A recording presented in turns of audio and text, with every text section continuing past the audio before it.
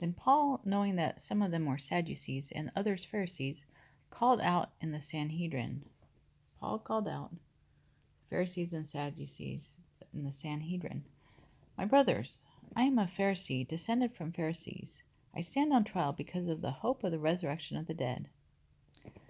Acts 23:6. When he said this, a dispute broke out between the Pharisees and the Sadducees, and the assembly was divided. There was a great uproar, and some of the teachers of the law who were Pharisees stood up and argued vigorously. They stood up, argued vigorously, and there was a big uproar. Paul said, I am a Pharisee, and there was a split. We find nothing wrong with this man, they said.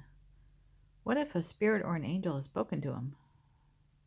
Paul has done no wrong, but maybe a spirit or angel has spoken to him. It's kind of like a great divide. Acts 23:10. The dispute became so violent that the commander was afraid Paul would be torn to pieces by them.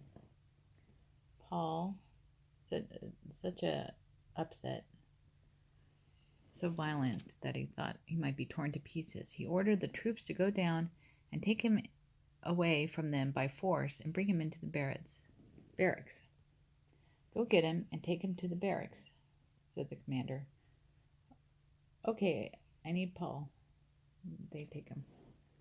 The following night the Lord stood near Paul. Acts 23:11. Be of good cheer, Paul, for as you have testified for me in Jerusalem, so you must also bear witness at Rome. Let's do one little more. Acts 23:12. The next morning some Jews formed a conspiracy and bound themselves with an oath not to eat or drink until they had killed Paul. The next morning some Jews made an oath. No food, no drink until we kill Paul. That should be a movie, Kill Paul. They went to the chief priests and elders and said, We have taken a solemn oath not to eat anything until we have killed Paul. Now then you and the Sanhedrin bring him. We are ready to kill him before he gets here. I think that's 50 Jews forming a conspiracy. But when the son of Paul's sister heard of this plot, he went into the barracks and told Paul's nephew, Paul, the Jews want to kill you. Centurion, take this young man to the commander, for he has something to say to you. Okay. So he took him to the commander. Paul, the prisoner, sent for me and asked me to bring this young man to you because he has something to tell you, said the centurion.